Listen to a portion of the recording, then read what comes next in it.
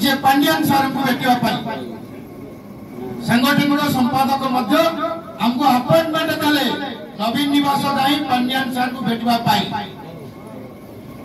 appointment पाई आमे नवीन निवास रे पहुंचलु 20 मिनिट अपेक्षा करिया परे आमको डकर आसला भल ट्रिटमेंट थिला प्रथम ठंडा पानी देले तापर जूस देले पहले सार टिके अन्य काम व्यस्त होचनी फांका ले आपन डकर आपन टिके वेट करंतु सर्वाधिक 20 मिनिट आमे बसिचु आमको डकर आसला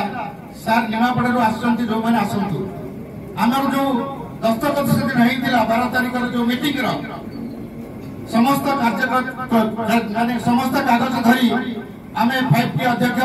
तो 5T अध्यक्ष ना मुख्यमंत्री प्राइवेट सेक्रेटरी पांड्यान सार को नवीन निवास भेटी एवं दीर्घ 7-8 मिनिट काल आम सहित भल वार्तालाप कर सुंदर वार्ता